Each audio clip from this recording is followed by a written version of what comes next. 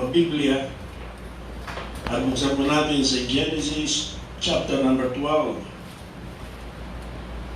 Kaya ang batid ng bawat isa, meron po tayong series, The Faith Walkers in the Bible series. Ito po yung pangatlong serving natin sa ating series na to.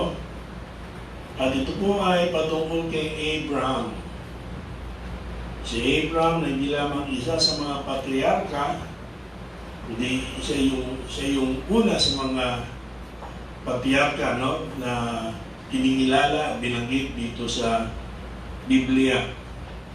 And we have as our text tonight ay chapter 12, verses 1 to 9. So, basahin po natin ng salitan ng dalawang talata ang nasabing teksto, at sa huling talata ay sabay-sabay po tayo. Genesis chapter number 12. Dawa, di kayo nahirapang hanapin. Nandiyan na kayo? Amen. Ako po mag-umpisa, dalawang talata. Now the Lord had said unto Abram, Get thee out of thy country, and from thy kindred, and from thy father's house, unto a land that I will show thee. And I will make of thee a great nation, and I will bless thee, and make thy name great, and thou shalt be a blessing. Verse 3. And I will bless them that bless thee, and curse him that curseth thee, and in thee shall all families of the earth be blessed. So Abraham departed, as the Lord had spoken unto him, and Lot went with him. And Abraham was 75 years old when he departed out of Haran. Verse number 5. And Abraham took Sarai his wife, and Lot his brother's son, and all their substance that they had gathered, and the souls that they had gotten in Haran, and they went forth to go into the land of Canaan, and into the land of Canaan they came. And Abraham passed through the land unto the place of Shechem, unto the plain of Moreh, and the Canaanite was then in the land. Verse 7. And the Lord appeared unto Abraham, and said, Plant thy seed alike in this land, and there will be in all heart of the Lord, who appeared unto thee. And he removed from thence unto the mountain on the east of Bethel, and pitched his tent, having Bethel on the west, and Hai on the east. And there he builded an altar unto the Lord, and called upon the name of the Lord. 9 altogether. And Abraham journeyed, going on still toward the south. So mula sa inyo sa Word of God, Amen? Amen. Okay, tayo po'y manalangin. Ama namin Diyos, maraming sa Bible series. At ito nga po ay patungkol kay Abraham. At mula po dito sa ating mga talatang binasa, ito ay ilan lamang sa mga tala sa Biblia patungkol dito kay Abraham, ay ating tunghayan yung the Patriarch's commitment. The Patriarch's commitment. Okay? At nakita natin sa mga nakaraan nating pag-aaral, yung babaeng merong karamdaman for 12 years, yung kanyang physical crisis. Pero ito ay na-resolve ng kanyang touch of faith. Nakaraan ay binigyan pansin natin yung parental crisis ni Hannah, na ito naman ay tinugon sa pamagitan ng kanyang prayer of faith. Ngayon naman ito ay natin ang commitment ni Abraham na patriarka, at sa kanya makita natin yung obedience of faith. Faith Walkers in the Bible series. Bilang mga mananampalataya, hindi lamang dapat na pinag-uusapan natin yung tungkol sa faith. Dapat na aware tayo na ang pananampalataya ay napakahalaga. No? Napakahalaga. Dapat ay hindi issue sa atin yung kahalagahan ng pananampalataya. Gayunpaman, hindi rin natin may tatatwa that madalas we find it difficult to practice faith. Maraming pagkakataon na parang bagamat tawag sa atin ay mananampalataya, ayan, nag-i-struggle tayo na lumakad at mabuhay sa pananampalataya. Kaya nga, meron pong tayo isa sa kinakanta rito sa church, yung God on the Mountain. Di ba? Kung saan sabi nun, we talk of faith when we're up on the mountain. But talk comes so easy when life's at its best. So according to that song, ang daling pag-usapan yung pananampalataya, magsabi ng tungkol sa pananampalataya sa Diyos, kapag ang buhay natin ay maayos. Maganda yung takbo ng buhay. Walang problema. Walang karamdaman. Walang kahirapan. Pero kung ating pong pakiisipin ng gusto, ang katotohanan ay mas malimit ay hindi natin naiisip yung tungkol sa pananampalataya during the mountaintop experiences ng ating buhay. Nakakalimutan natin yung tungkol sa pananampalataya. Kapag ang buhay ay easy and all is going well, we tend to rely upon ourselves and our own abilities. Nakakalimutan natin yung tungkol sa pananampalataya. Okay? At mas madalas, naalala natin ang pananampalataya pag tayo po ay nakararanas ng mga pagsubok, nakararanas po ng hirap sa buhay, at dumadaan po tayo sa crisis, no? Kagaya ng ating patuloy pang nararanasan ngayon. Ngayon pa man, pag pinag-usapan po yung faith, ano ba ibig sabihin yan? Basically, faith lives in anticipation and expectation rather than reacting to current circumstances or relying on experiences of the past. Ito ay pamumuhay na mayroong pag-abang at pag-asa. Imbis na ito ay reaksyon sa kasalukuyang sirkumstansya o ating reliance sa mga nakaraang mga karanasan. Sabi ng Bible, it is the substance of things hoped for, the evidence of things not seen. No? Hebrews 11:1. So, alam natin na ang buhay ay hindi laging mountaintop experience.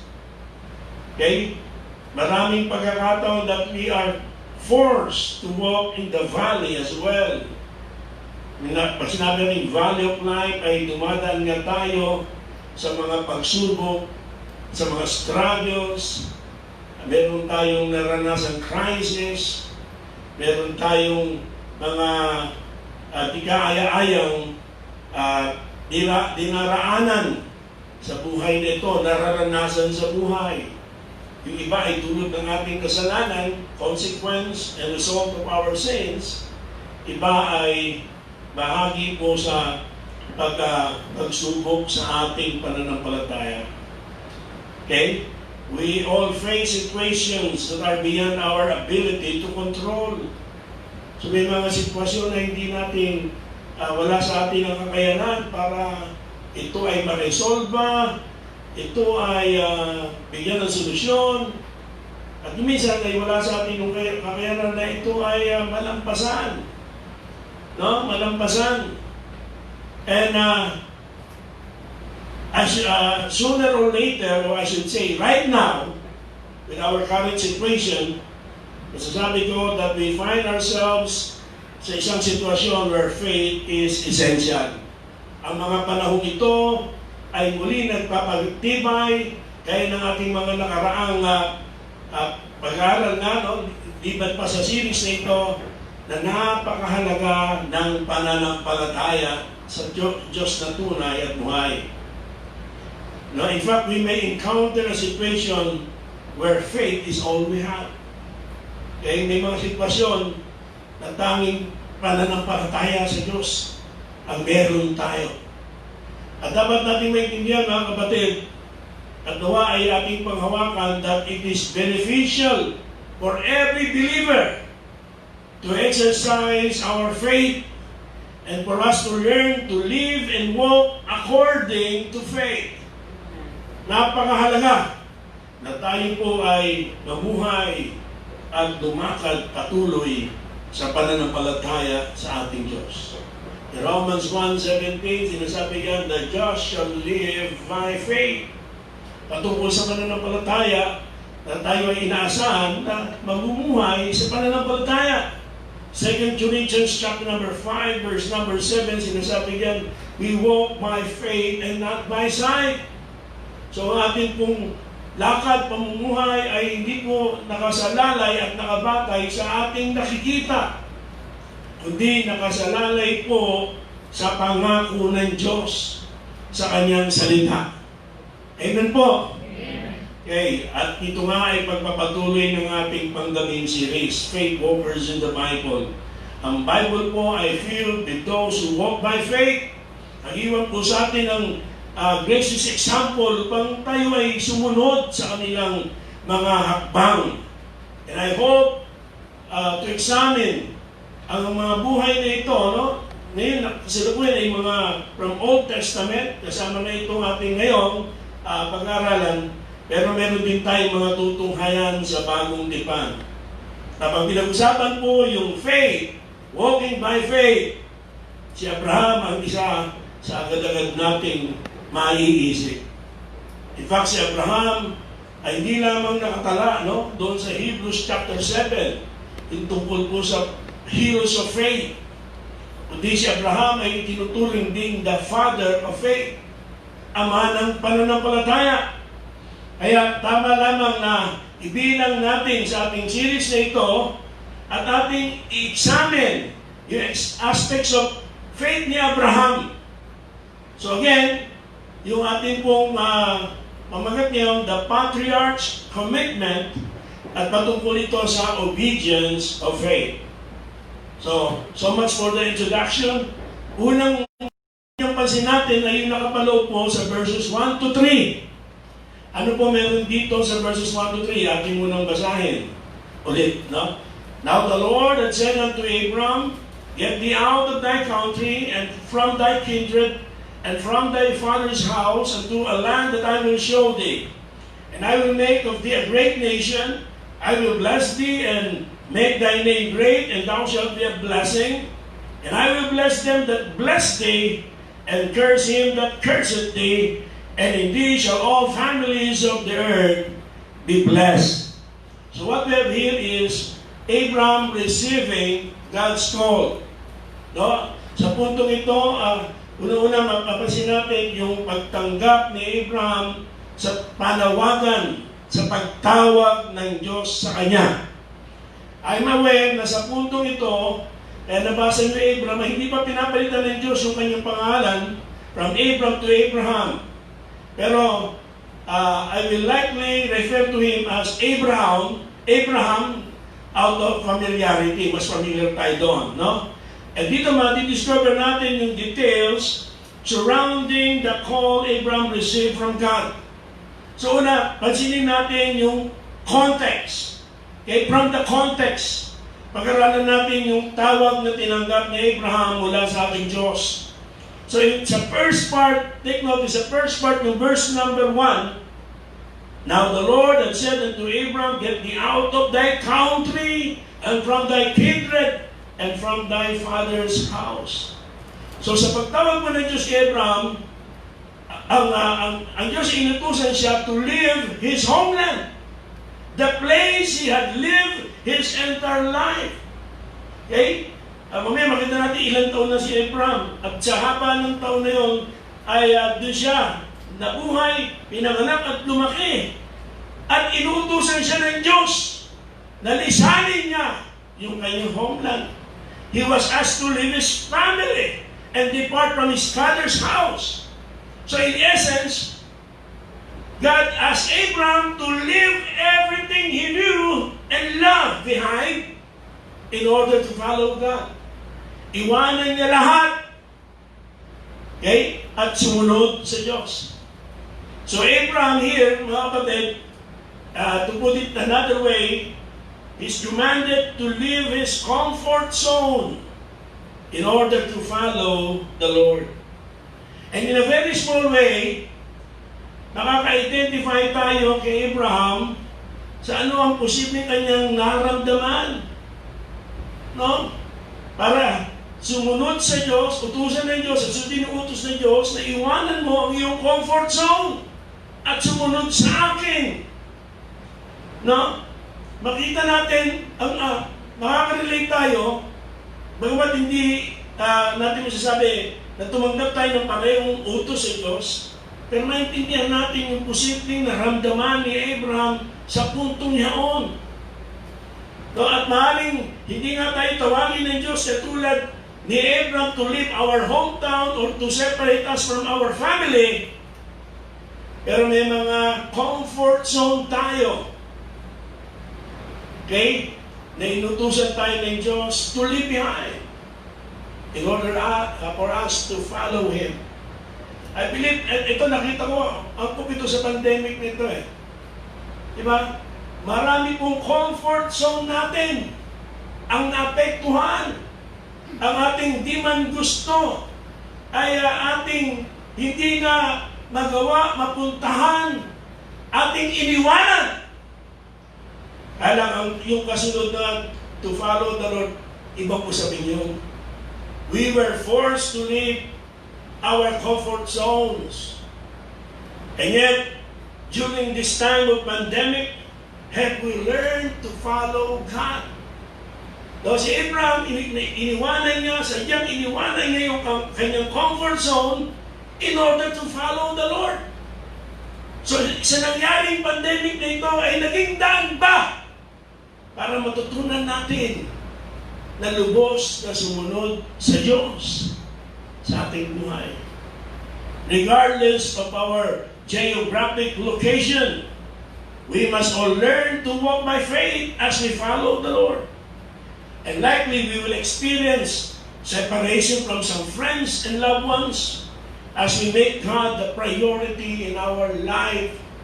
Sabi ko nga po sa inyo, kung matatandaan niyo yung isa sa ating mga mensahe, sabi parang naging pag-unawa ko rito, I was forced to be separated from some activities, from some people na alam na yung Diyos ay maaaring hindi makakabuti sa akin o nagiging hadlang para sa aking patuloy na pagsunod sa Panginoon.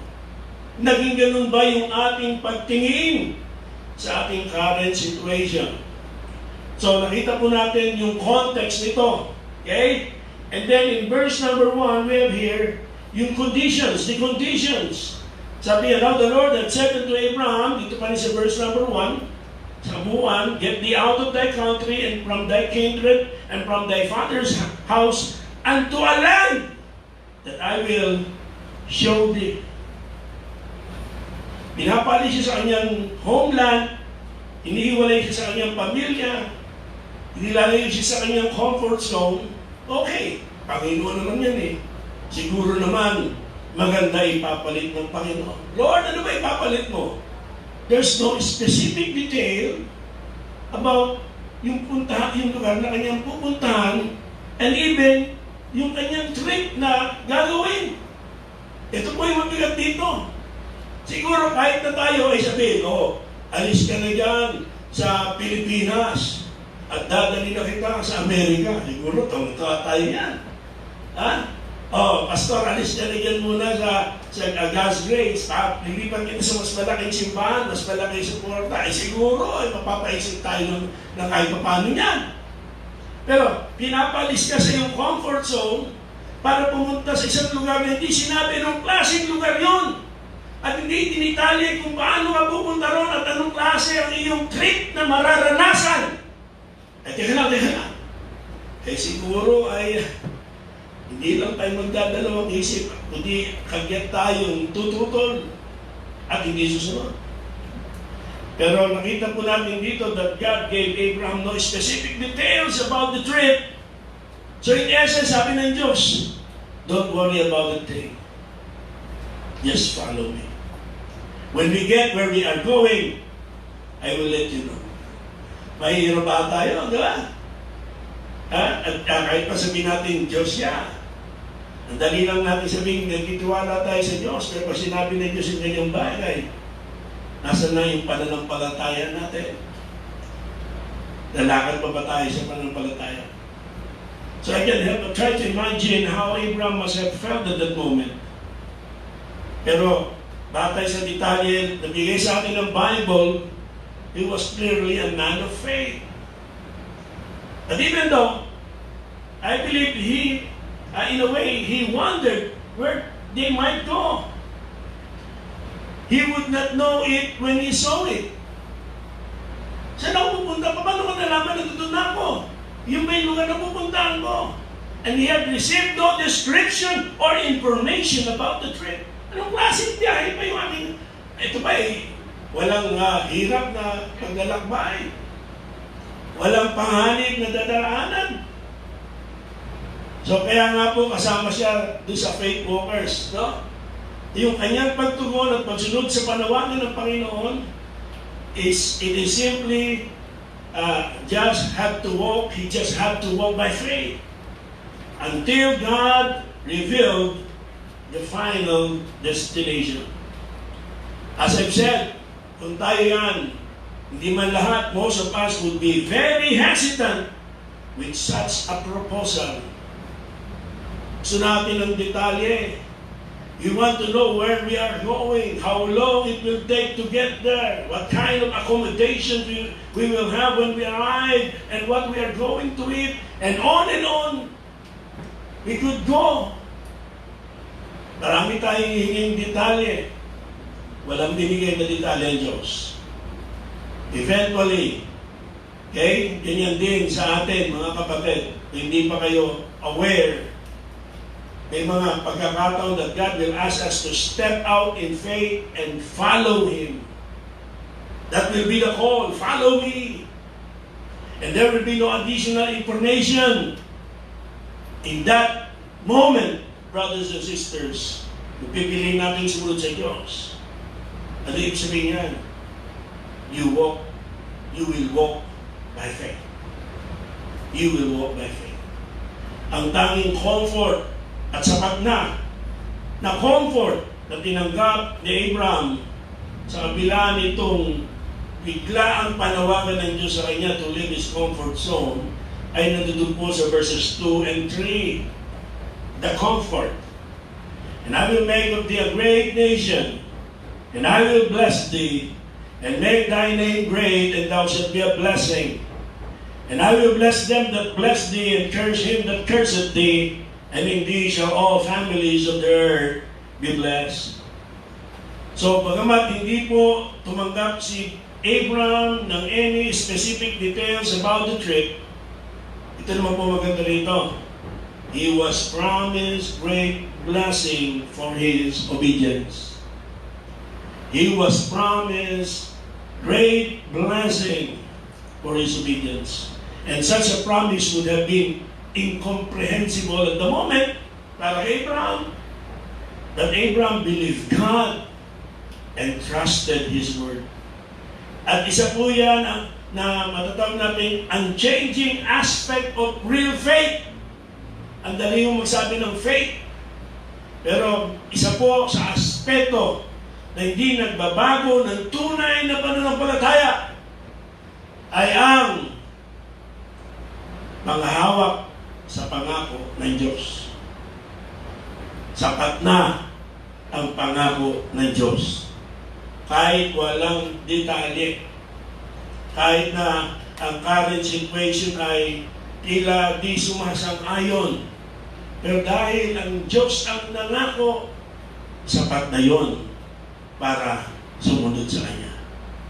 Sa atin ba ngayon? Sapat na ba ang mga pangako ng Diyos para tayo ay sumunod sa Kanya? Sapat na ba ang mga pangako ng Diyos for us to leave our comfort zone and for us to follow the Lord? Sapat na ba yun? Pag-isipan natin maiging manong klase ng panampalataya ba meron tayo? At ang aspeto bang ito ng panampalataya ay taglay-taglay natin. Na kahit di natin nakikita yung path we will travel tomorrow or know exactly what our future will hold. But still, we obey because we trust God. God is trustworthy. Bakit? Bagamat di natin alam kung ano ma-experience natin sa buhay, ang alam natin, the Lord will be there with us. The Lord will always be with us. Maaaring hindi natin ma-imagine even yung ating eternal home in heaven, but it is promised and being prepared for us by God. We can't predict the day the Lord will call for us, but we are secured in Him. Ano ang dahilan? Imagine yun, hindi pa tayo anak, minahal na tayo ng Diyos. When we were yet sinners, when we were yet His enemies, when we were yet ungodly, Christ died for us. Ano, ngayon tayo mga anak, ay magagawa ba niya tayong ipaliwara? Magagawa niya ba tayong ipahamak? Iniligtas ko tayo ng Panginoon para mapahamak at mapahiriwara? No. So when He saved us by His grace and reconciled us to God and granted us eternal life, sapat na yun to give us not only great comfort, but the assurance, no, to trust God when facing the uncertainties in this life. Sapat na yun, yung ginawang pagliligtas ng Diyos sa atin, kahit na hindi tayo karapat-dapat, upang magtiwala na hindi niya tayo pababayaan at hindi tayo ipapahamak. Amen po? Amen. So yun po ang unang nakapaloob dito sa ating teksto. No? Abraham receiving God's call. Pero ang Diyos ay may mga panawagan maging sa atin. Ang tanong, tumutugon ba tayo? Si Abraham di lang niya tinanggap ang tawag ng Diyos, narinig ang tawag ng Diyos. He responded to God's call. And that's what we have in verses 4 to 6 sa ating teksto. Abraham responding to God's call. So Abraham departed as the Lord had spoken unto him, and Lot went with him, and Abraham was 75 years old. So when the Lord asked him to leave his homeland, hometown, yung kanyang comfort, he's been living in that place for 75 years. Pero inutusin siya ng Panginoon. So Abraham was 75 years old when he departed out of Haran, and Abraham took Sarah his wife and Lot his brother's son, and all their substance that they had gathered, and the souls that they had gotten in Haran, and they went forth to go into the land of Canaan, and into the land of Canaan they came. Verse 6, and Abram passed through the land unto the place of Shechem, unto the plain of Moreh, and the Canaanite was there in the land. So here we discover Abram's response to the call to follow God. And maybe we learn from this and eventually emulate or follow his example. First of all, let us consider Abraham's departure in verse number 4. So Abraham departed as the Lord had spoken unto him. Again, no?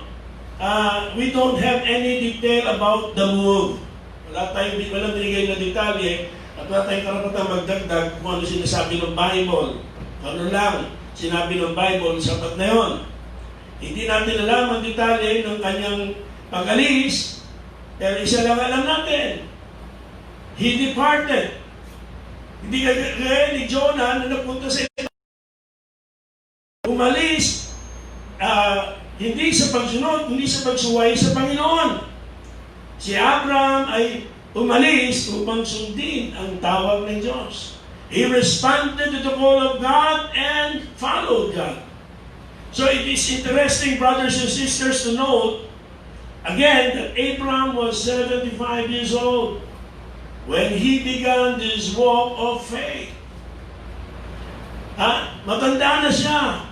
At siya ay pinapupunta with no idea where he was going or when he would arrive. But then, he deserved to be included dun sa faith walkers. He stepped out in faith. So that is a simple truth, and yet it is very profound, mga kapatid. I am convinced na may ilan sa atin, hindi man tayong lahat, ay may panawagan ng Diyos sa inyo. It is not necessarily for you to surrender your life to full-time ministry. Posibleng may panawagan magpastor, pero not necessarily like that. No? Maraming panawagan ng Diyos. Panawagan para iwanan mo ang gawain ganito. Panawagan para wag mo nang ituloy ang iyong pinaplano. Panawagan na ito ang iyong gawin, ito ang iyong sundin, ito ang direksyon na iyong tahakin. No? Yun ang aking ibig sabihin. Merong panawagan ng Diyos. Okay? Na inaasahan na ating susundin. Pero sa puntong ito, bagamat nadarama mo, nababatid mo yung panawagan na yan, ay nag-i-struggle ka pa.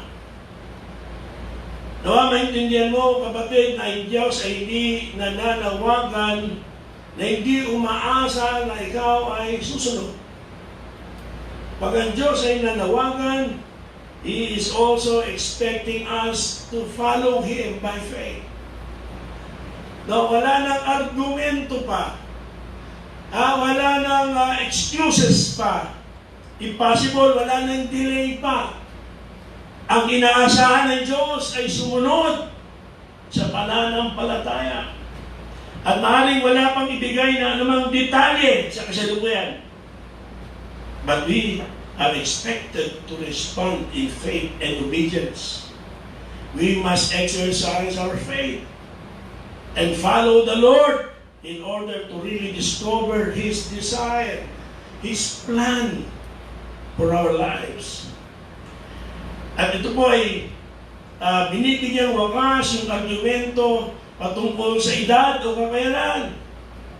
So sa edad ni Abraham, matanda na siya, and hindi may tatatwa na maging yung kanyang kakayanan ay bawas na. Hindi po issue yung edad. Hindi issue yung pagiging bata. Di ba? Yung si Jeremiah, paksa natin kanina umaga, bata pa ako. Pero gusto siya ng Diyos. Ikaw ang tinatawagan ng Diyos. Hindi rin issue pagiging matanda. Si Abraham ay matanda na. Nilagay ang lahat ng ito upang bigyang wakas ang mga pagdadahilan na may kaugnayan sa ating edad at kakayanan. Listen, it is never too late to follow the Lord. He desires each of us to follow Him regardless of our age. Hello? Amen. Abraham's departure. Secondly, ay bigyan kasi natin yung kanyang devotion. Abraham's devotion in verse number 5. And Abraham took Sarah his wife.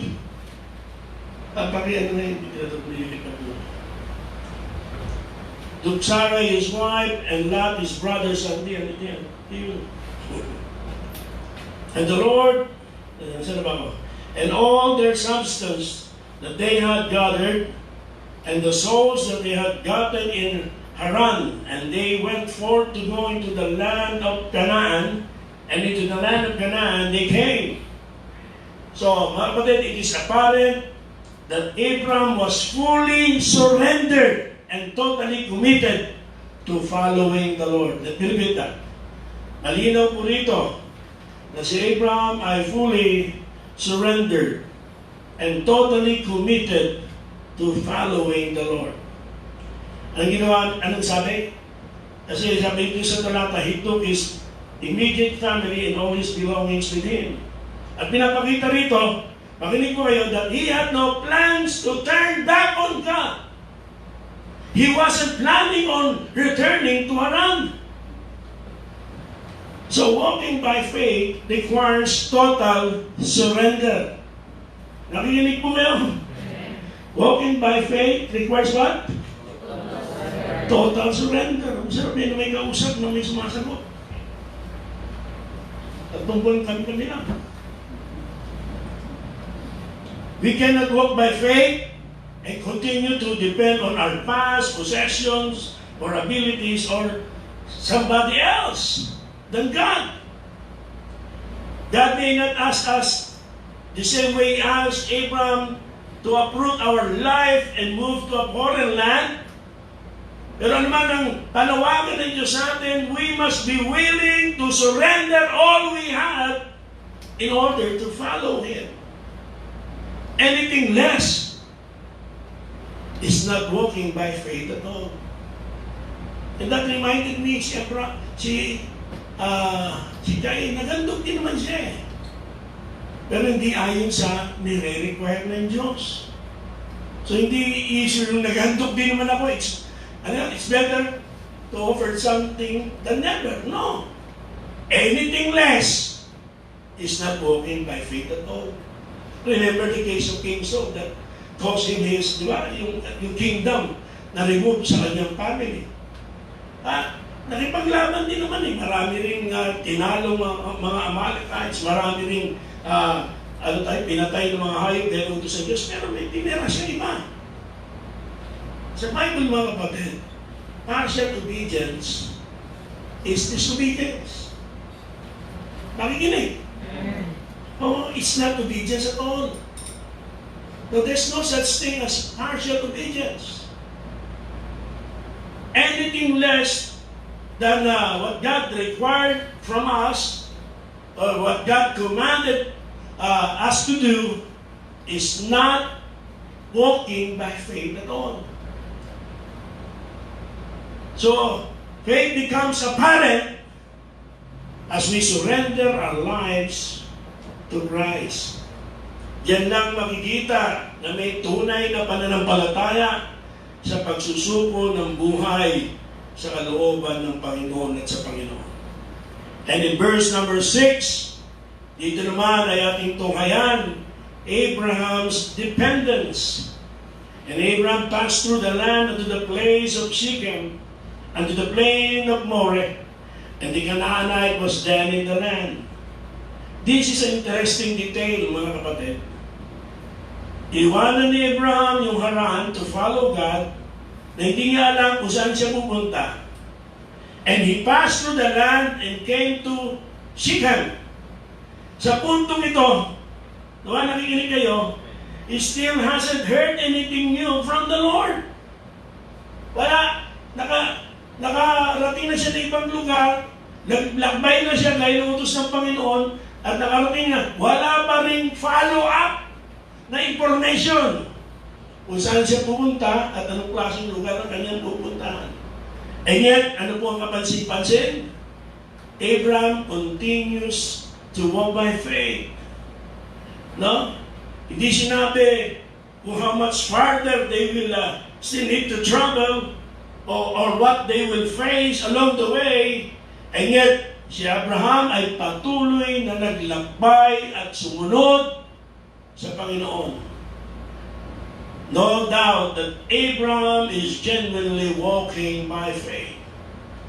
Ang ating human nature, kahit pa Kristiyano tayo, ay hindi natin gusto ganyan. No, hindi natin gusto ganyan. Yung di mo alam kung saan katungo. No, di mo alam kung ano yung kaharapin mo. No, human nature. But listen, naglagay niyo po sa Bible, that is how the Lord, no, most of the time, operates. Ganyan ang pamamaraan ng Panginoon. There are times when He reveals specific details, and yet most of the time, all we have is the command to follow. The command to follow. When the Lord asks you to give your tithes and offering and He will bless you, where will the blessing will come from? Hindi natin masabi. Hindi natin alam. Ang tanging meron tayo ay yung utos na sulit, na may pangako na hindi sinabi kung saan manggagaling. Nung inabuhan ko rin kahit paano at nanginayang ako ang panawagan ng Diyos. Pero when eventually ay ako po ay hindi na tumanggi pa sa panawagan ng Panginoon, nakaiwas pa. Kaya hindi maging masama dating ng salita na yan. Hindi ko naisip ito kung sa suporta. Hindi ko naisip yan. Walang pangakong gano'n akong tinanggap. Ngayon kasama na yan sa itinuturo eh. Ngayon kasama na yan sa alam eh. At iba, hindi mo nakikilos kung hindi yung certain na sa totoo lang, hindi po pagyayabang. Wala kami lang tungkol sa suporta. Eventually, nalaman namin kailangan din pala ng suporta. Pero nauna yung pagsunod. Nakikinig po. Minsan parang magnanakaw din tsaka politiko, di ba? Ang maraming pumapasok sa ministry, mga Kristiyano ngayon eh. Di ba? Bakit nasabi? Di ba? Ano pagkakaiba rin? Magnanakaw at politiko, di ba? Ang mga magnanakaw muna bago tumakbo. Ang mga politiko, tumatakbo muna bago magnakaw. O diba? Bago muna sumunod. Kailangan may suporta muna. Kailangan may ganito muna. Kailangan may pabahay muna. May gano'n pa. May sasakyan muna. Pero nung araw hindi gano'n eh. Kapalat po yung ibang mga ngayon kasi may mga nagkakaisang mga pastor at kahit wala pa ministry, nagsusuporta na. So, hindi natin binibeno sa panawagan ng Diyos at iparaan ng Diyos sa kanila. Pero sa kabilang banda, mapapaisip ka eh. Bakit? Nakabatay ba ang pagsunod sa suporta? Nakabatay ba ang pagsunod sa sigurado na provision? O nakabatay ang pagsunod sa paglakad sa pananampalataya na nagtitiwala sa Diyos na nagutos? At sabi ko po, hindi naman ako mayaman, hindi kami pinabayaan ng Panginoon. Hindi kami pinabayaan ng Panginoon. At kahit kayo makapagpapatotoo yan ng mga sunod sa Panginoon, naging tapat sa pagkakaloob, naging tapat sa paglilingkod, at maging sa pandemic na to, wala sa ating magsasabi, o makapagsasabing tunay na pinabayaan kayo ng Panginoon. Okay? Hindi po nagbibigay ng detalye ang Panginoon, pero malimit, ang Panginoon ay nagbibigay ng utos na kung saan ang inaasahan sa atin ay susunod at lalakad sa pananampalataya. Bagamat sa totoo, it is easy to get discouraged, and of course, at times, kapag walang ibang detalye, at may mga time na gusto mo na word for word, sagutin, Lord, ano ba ang ibig sabihin itong nararanasan ko? Sumunod naman ako sa inyo, nagtiwala. Ano ba ibig sabihin? Bakit naganap ito, nangyari ito?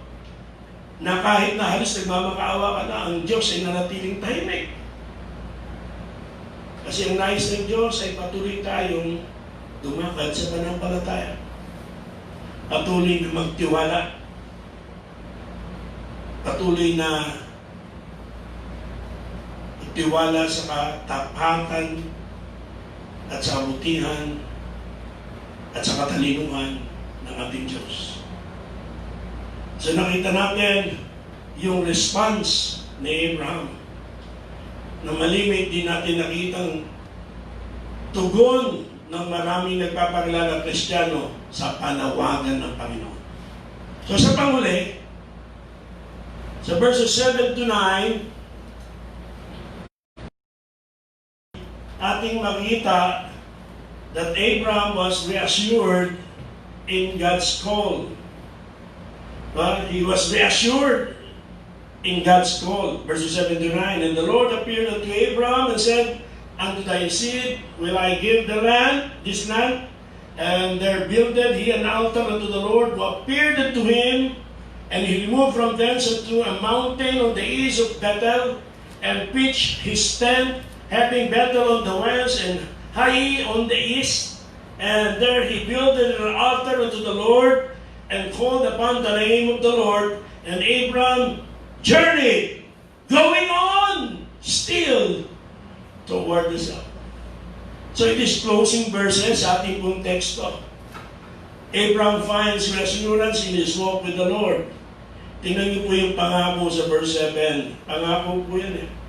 The Lord appeared to him, and to thy seed will I give this land.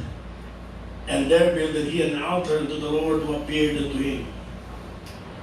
Sa puntong ito, mga kapatid, nandiyan pa ba kayo? We don't know how long they have traveled. Yan ba katagal na silang naglakbay? Or exactly how far they have gone. Gano'n kalayo mula doon sa kanilang inalisan at gano'n na kalapit doon sa kanilang papupuntahan. But in His time, sa puntong ito, biglang ang Panginoon appeared to him, and the Lord offers a word of encouragement. So their walk of faith had not ended. And yet, God promised Abraham na yung kanyang mga anak ang magpuposes ng lupain kung saan siya ay dadalhin ng Panginoon.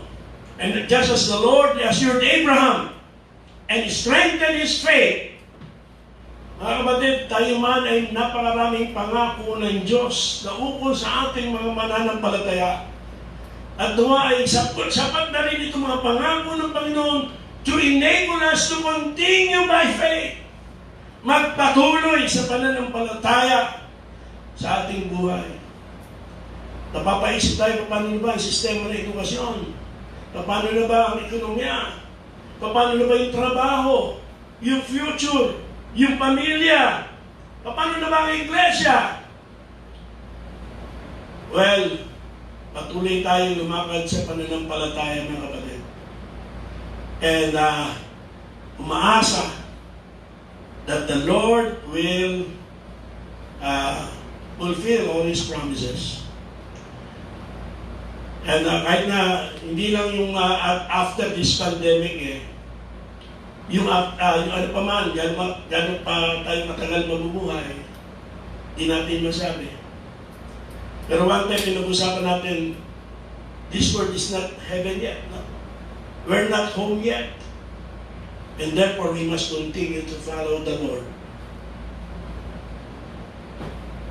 Sabi ng Bible, hindi narating ni Abraham at di ba namana yung lupa pinangako sa kanya. And yet, higit na mabuting lupain ang kanyang tinanggap sa Panginoon. Pero liban nyo yung kanyang descendants, yung mga anak niya, mga anak na anak niya, they will benefit from His faith. Kapatid, marami tayong pinaplano at man proposes but God disposes, iba plano ng Diyos. Nag-iipon tayo. Kasasaan ba yung ating pinaplano ay matutupad din? Baka bago pa nga dumating ang panahon na yan, ay wala na tayo, wala na iba sa atin. Pero ang mahalaga, meron tayong legasiya ng pananampalataya na iiwan. At yung mga batang kumanta na nandoon at naway magpatuloy at iba pang mga bata, kayo mga kabataan, kayo ang magmamana ng mga pangarap, mga plano, at mga pagpupundar na yan. Kayo ang magmamana at ang mga susunod sa inyo ang magmamana ng legasiya ng ating pananampalataya. So yan po, no? And in verses 7 to 8, after the promise, ano naman ang naging tugon? Pagpupuri, the praise. So Abraham, and the Lord appeared unto Abraham, said, unto thy seed will I give this land, and there builded he an altar unto the Lord who appeared unto him. And he removed from thence unto a mountain on the east of Bethel, which is instead having Bethel on the west and Hai on the east. And then he builded an altar unto the Lord and called upon the name of the Lord. Although uncertain pa kung saan sila dadalhin ng Panginoon, Abraham was faithful to offer praise and worship to the Lord. So hindi pa natin tiyak kung ano ang mga susunod na pangyayari sa pandemic na ito, sa mga lockdown na ito. Pero tama lang ginawa natin. Yung una online, ngayon meron ng in-person, bagmat limited pa. Tama lang, hindi pa tapos ang pandemya, pero hindi rin dapat natapos ang ating pagpupuri sa Diyos. Hindi rin dapat natapos yung ating pagsamba sa Panginoon. No, hindi rin dapat matapos yung ating paglakad sa pananampalataya. So he prayed unto the Lord as we journeyed in the way. Tuloy lang din tayong manalangin at nabanggit natin kanina yung persistent and sincere prayer. And prayer with worship. Prayer as a worship. Abraham was dependent on the Lord. And he wanted to enjoy close fellowship and be assured of continued guidance. Lalo na kailangan na maging tapat sa pagbabasa ng Word of God sa sitwasyon ito, tapat sa pananalangin at tapat sa pagdalo sa panambahan, online man or in person.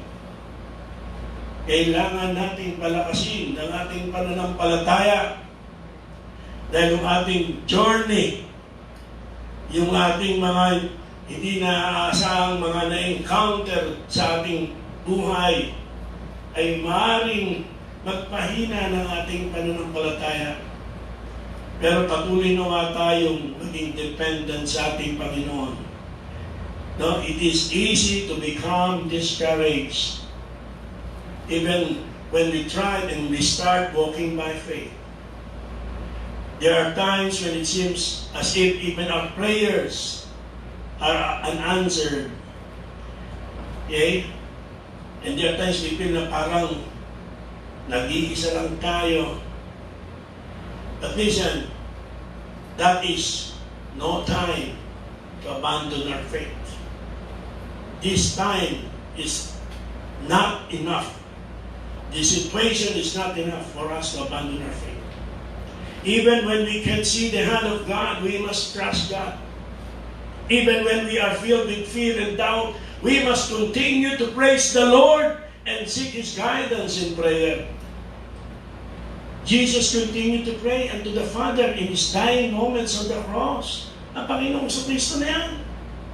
So we must do all we can, brothers and sisters, to maintain close fellowship as we continue with our walk by faith. And again, nabanggit natin ito kanina sa prayer. So kita rin natin yung persistence sa walk by faith ni Abraham. We have the persistence in verse number 9.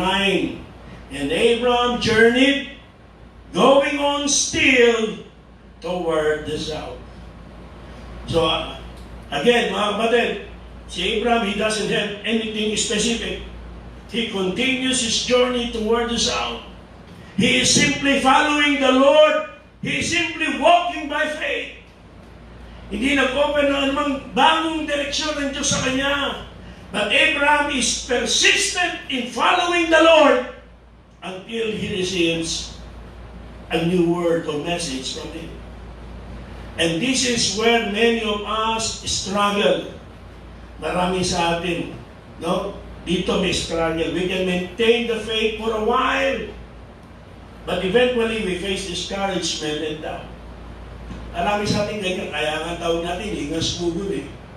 Sa umpisa, kita mo, sama, sa umpisa, kita mo, tulong, sa umpisa, kita mo, masigasig, may pinangawaan pangako, may mga inaasahan, pero habang tumatagal, hanggang hindi na tatanggap yung pangako, hindi na tutupad yung inaasahan, hindi na sasagot ng panalangin, may panganib na tayo ay mawala ng gana, na-discouraged, at mapalitan ng pag-alinlangan ng pananampalataya. Marami sa ating ganyan struggle kung magiging tapat lang tayo sa Panginoon, alam ng Panginoon na totoo.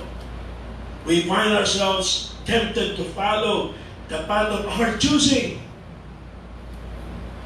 Kung sinunod ko sana yung gusto ko, kung yung plano ko kaya tinuloy ko, kung nakinig sana ako sa iba, matutukso tayo na parang magsisisi ka pa na ikaw ay naging Kristiyano, ikaw ay nagtiwala sa Diyos, ikaw ay nagsubo ng iyong buhay, ikaw ay sunod sa Panginoon. And we will seek to work out our solution on our own, not the solution on our own. Listen, we're almost done. In those moments of despair, brothers and sisters, we must resist that temptation. Paano si Abraham, we must be persistent in the faith. And we must continue walking the path that God has chosen for us. We can see the way clear, but God sees it all. We can change our circumstances, but God can move mountains. So we keep walking. We should keep walking by faith. We should keep following the Lord. We should keep trusting His Word. And don't forget that His way is always best. His way is always best. In conclusion, this has been a challenging study. Ang journey na gaya ng kay Abraham, di man katulad sa atin, pero ang ating sitwasyon ay isa ring malaking hamon. Okay? At therefore, kung paano yung journey ni Abraham, it required faith, definitely required faith. Our own journey, okay, in the midst of an unknown journey, it requires faith. So mga kapatid, are you struggling to find direction and answers for the problems you face? Are you walking in the way God has led? If so, continue that path. Patuloy ka lang sa pagsunod sa Panginoon. Patuloy lang na lumakad sa pananampalataya. At kung anumang burden meron tayo ngayon, we can always come to Him with our burdens and concerns. Even though alam na ng Diyos kung ano yung ating gusto niya at Kanyang tinalaga that we share our hearts to Him. You know what? He made a promise that He will provide the help we need. Ito na ang ating pinag-aralan ngayon ay nakatulong sa atin sa ating journey sa mundo ito at na-encourage tayo to walk by faith. At ito rin istorya ni Abraham ay ilustrasyon patungkol sa kaligtasan kung ating tutusin. Bakit po natin nasabi? Si Abraham ay mula sa lugar ng kasalanan at idolatry. At siya'y tinawag ng Diyos at sumunod siya sa pananampalataya. Okay? At ang Diyos sa panawagan sa kanya, bunga ng kanyang pananampalataya, pinakita sa kanyang pagsunod, ay naglakbay siya tungo doon sa pangako ng Diyos. Hindi po yung kanyang paglalakbay ang batayan at paraan ng kanyang pagkaligtas.